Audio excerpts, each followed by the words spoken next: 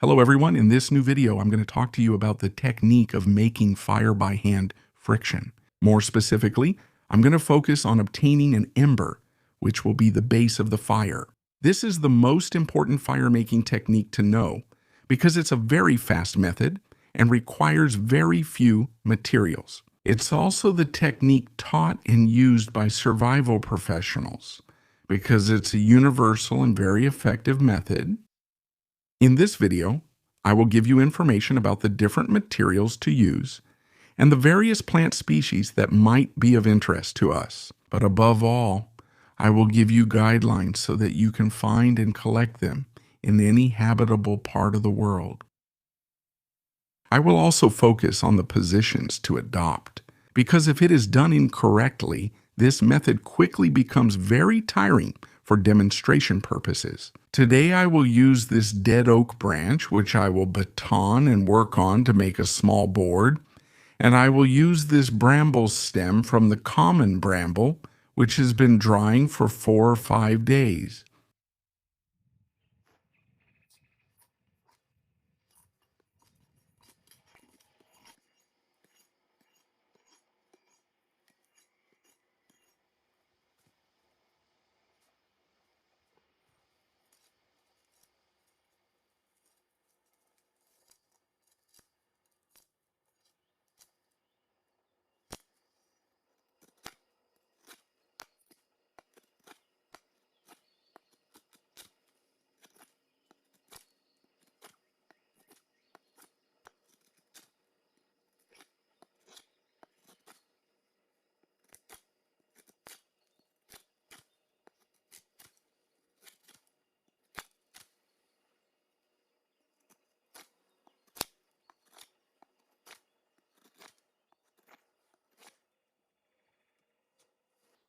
To get the best results, I advise you to flatten the branch to about 12 millimeters thick and to use a stick that is about 12 millimeters thick.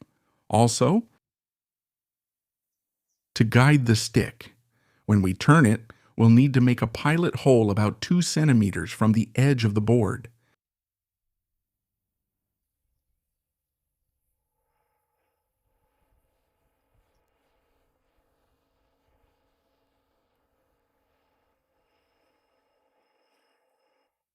The material is ready now. I'll show you. The basic technique is to brace the board well with your foot, and when you move your hands down the stick to make it turn.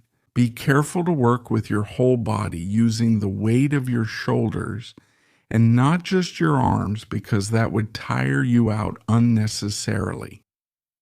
Make sure to use your whole length of your hands in order to optimize the friction between the two plant materials. Once the groove for the stick is sufficiently marked, it's time to make a notch. This notch will help us collect the ember. Make sure not to go past the center of the hole. I wedge the branch firmly under my foot, and I place a small leaf under the notch so I can collect the ember. And I start the rotations.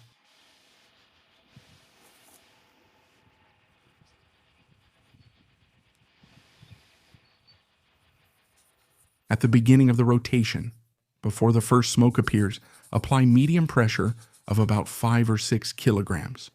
As soon as the smoke appears, speed up and increase the pressure to about 12 kilograms.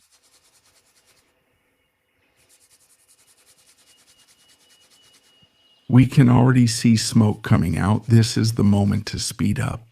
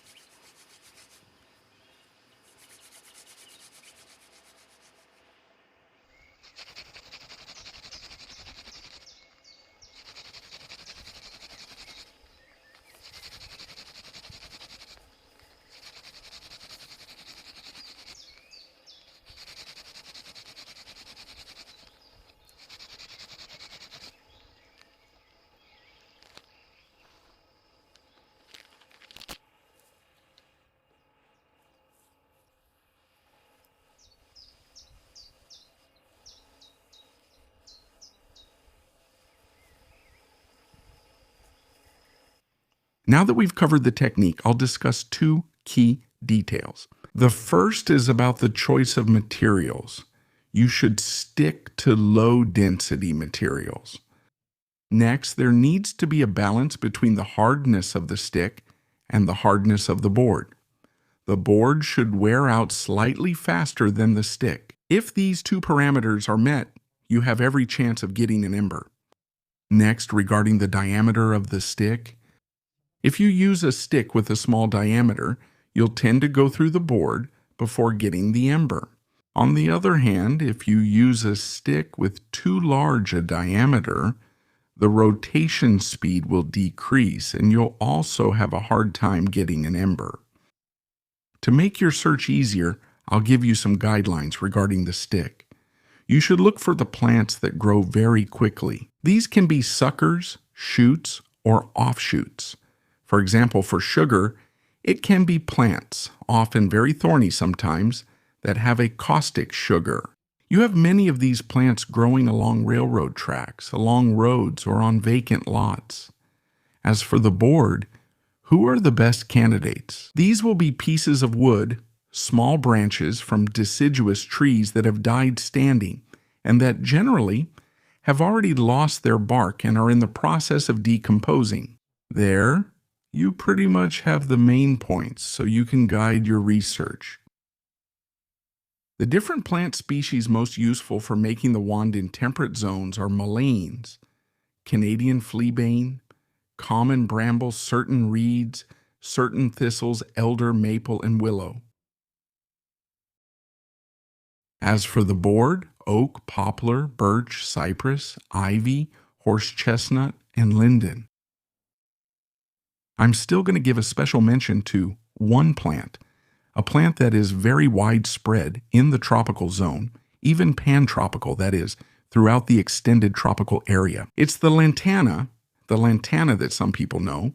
It's a flowering plant that is sometimes cultivated, but is also wild, so it's interesting to recognize. The interesting thing about the lantana, which is certainly the best plant for making fire by hand friction, is that you can use lantana on lantana. By cutting the stem in half, always taking a stem about 12-13 mm in diameter, and cutting it in half, it's a plant that you can cut, let dry for 2 to 3 hours in the sun, and you can already get fire by hand friction in 3 hours. With this plant, it's a plant that contains an oil that allows the embers to ignite quickly. We've now covered this method of making fire by hand friction. It's a major method in the context of survival. If you enjoyed this video, if it was informative, give it a thumbs up and share it. It really helps me get noticed, and I'll see you soon in a future video.